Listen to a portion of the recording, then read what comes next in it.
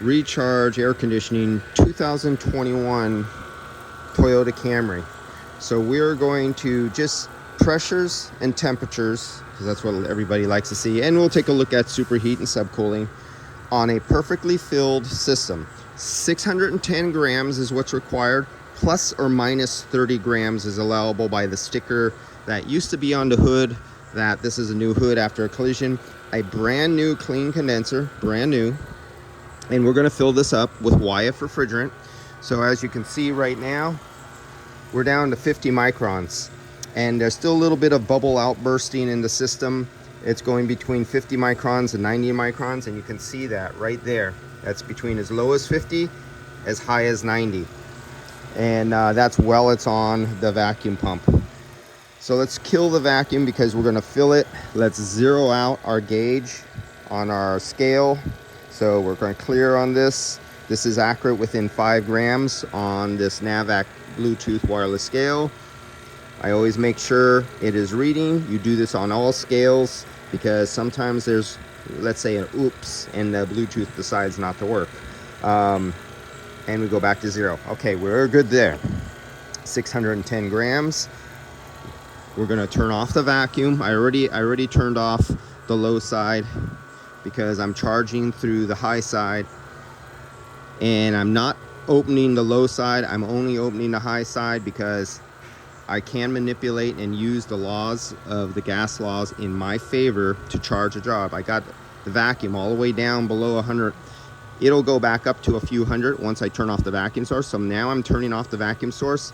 You will see the microns jump up, and that's what little bit of gas and moisture is left in the system. Plus I'm going through a refrigerant hose, so you're measuring the refrigerant hose too. Here, let me take one refrigerant hose out of the equation. Now we're only measuring one refrigerant hose. And as you can see, it dropped.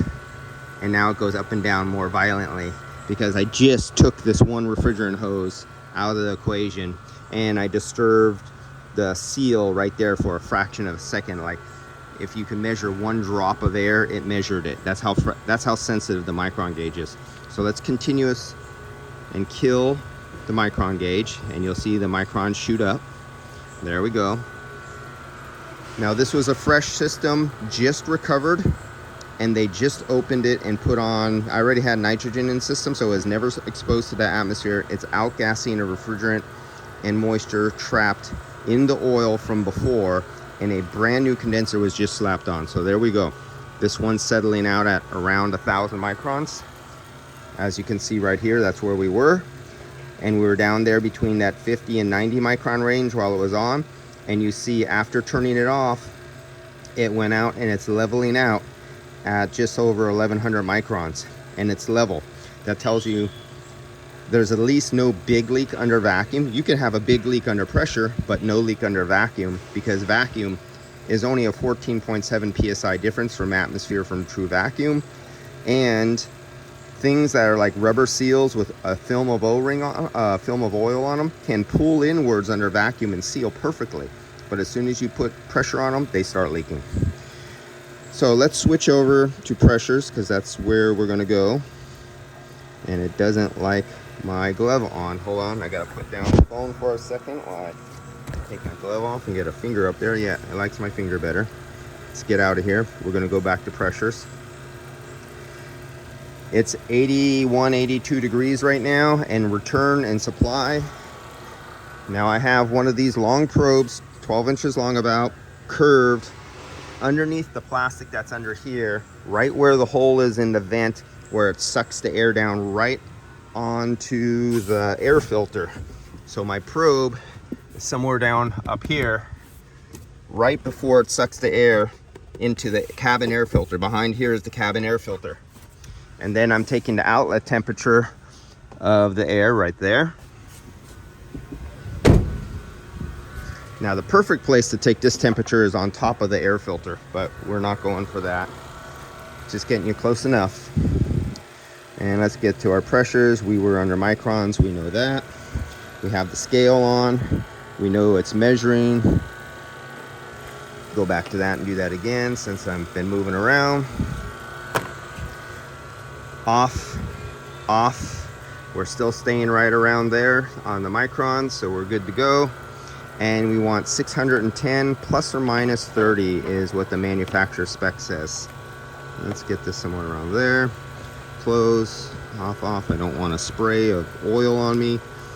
1, 2, count how many seconds it takes 610 grams to get into the system. 1, 2, 3, go. And waiting for 610. At 300, how many seconds has gone by?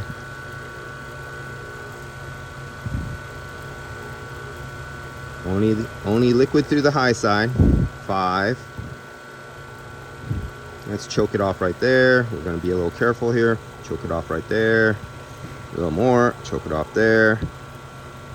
More. Choke it off there. And I'll live with that right there. And remember, it's plus or minus 30. And I know I have 30 in the hose. So we're going to stop it right there. Let's we have it stopped. And we can see the pressure right there. Let's open it back up to the low side because I just wanted to do that. And you can see it was data logging the pressure. When I just did that low side fitting, you see it went from a real low pressure negative into a vacuum all the way up to 80 plus, 83 PSI. And our high side, when I was putting it in, was at 100 PSI, and it's now steadied out at 91 PSI. So now let's start up the engine. And we're gonna see what this variable displacement compressor does. The instant it comes on, you will be able to read it. Sorry about the glare of the light there right in your way.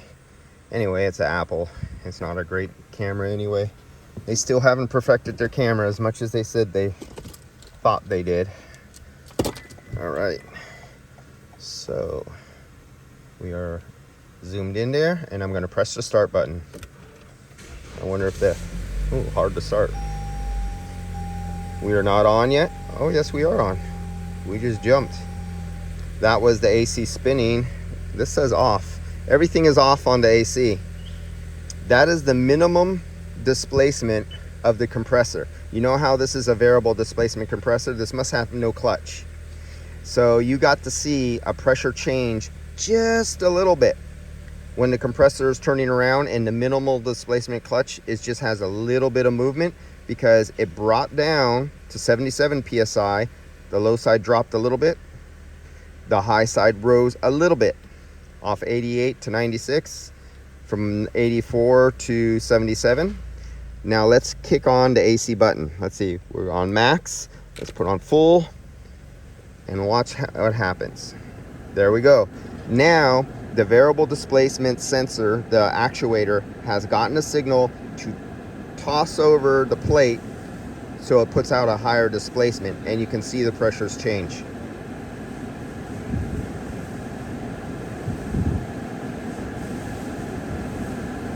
So we'll come back to that. Let's get over to the temperatures and let's see what's happening over at temperatures.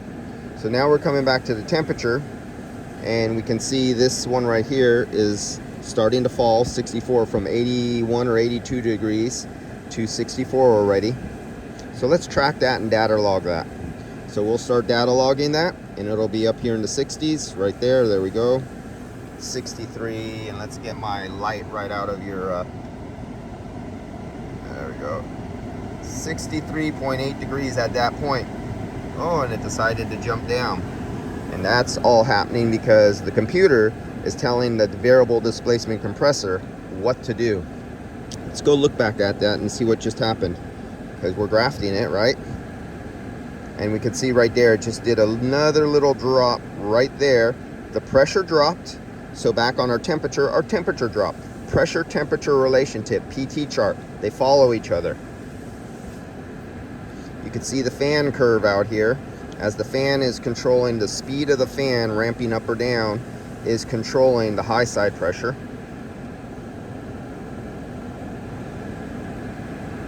And we're down to 51 degrees. Now let's see what happens if I simulate a clogged air filter. let's see here. I think I'm going to take a few minutes out. I planned this out to spend a few minutes with you guys to show you a simulation of what happens when an air filter gets partially clogged.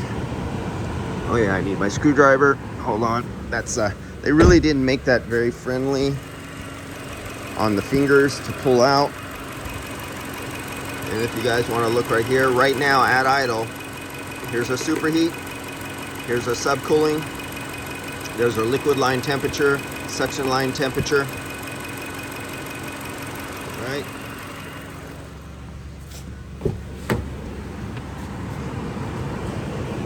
We're still going down on our temperature out our dash. Man, this is just no fun at all. I don't know why they don't give you more finger room. I would hate to be, I have small fingers, thin fingers. I would hate to be a guy with the big sausage fingers. It's like, you know, forget this. Now let's watch this. Let's see if we can see this when I pull. I'm gonna pull the restriction out. Here's the fan, or here's the filter. I'm gonna pull the restriction out. Let me get that out of there. Now it's pulling in a lot of air, and you can see the low side air going up by tenths. So it's putting more of a load over the evaporator, but it barely moved for pulling out that restriction. You can actually hear the difference. And let's look back at the pressure, see if it did anything. Nothing to the pressure, adding all that air back in there. And on temperature, that variable, this system is doing a good job. So let's put something over this. There we go. We're gonna clog it up with this, and we're gonna see what happens. So we're gonna make a little restriction here.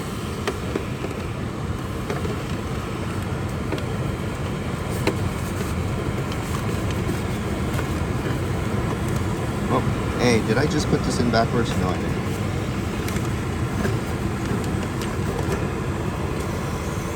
There we go. We can hear that restriction. And where did I put this? Put this back in here. Now we're simulating a plug cabin air filter. You can hear it. Now, look at our temperature, what it just did when I put that restriction back in. Do you see that little fall right there? Our temperature went from 46 degrees right down to 43 degrees because we restricted heat load over the evaporator. Did anything happen on the other end? Look at right here, the load. The pressure went up for a second, went down for a second because the temperature dropped. But then the computer took over and made it go right back up.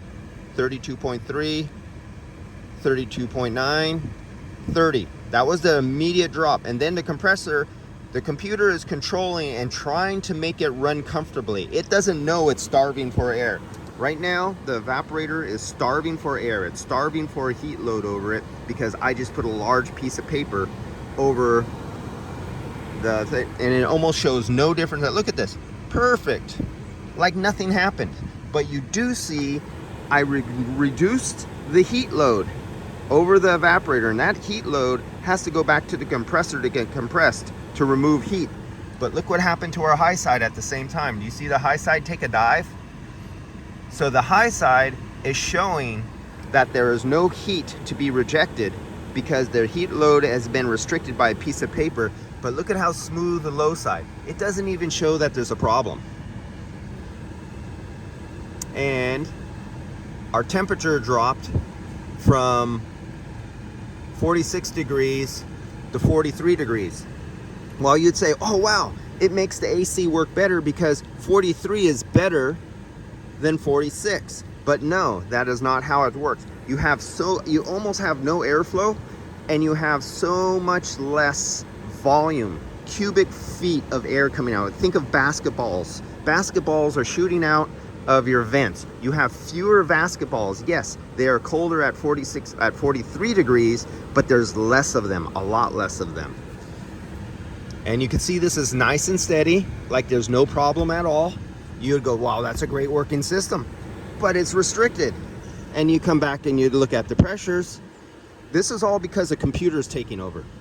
And you come back and look at this, and there's actually, between this pressure of 121 and before I did 137, only that huge restriction only did that little bit difference because there's a computer controlling the variable displacement compressor, fooling you. So if you were shooting in cans of refrigerant, the computer is taking over and you think you're supposed to see the gauges jump up, but no, the computer is taking over and trying to self-correct. And look at how nice and flat that is. Okay, so let's take this back out and let's go back to temperature again. Let you look at that. We're still at 43 degrees. So let's take this back out. You are so not friendly. Any of you guys who have big sausage fingers and have to do this, I feel sorry for you.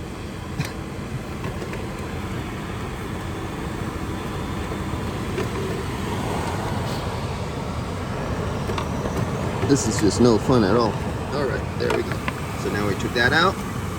Now we're not clogged. Now we have a nice clean filter back in there. It says up right there. Put back in. Okay, now you could see our temperature from 43 degrees is jumping back up. And let's see if it goes back to 46. Oh, what do you know? It went right back to 46. And that's going to be flatlined. And if we look at our pressures again, almost no difference. Here we're restricted with a piece of paper at 34 psi, and then you can see where I took out the restriction, it starts going up, and it's at 37. Only 3 psi different, but you're almost completely plugging off the entire air filter for the feed of air to the blower motor, and there's almost no difference. And very little difference, here's the high side.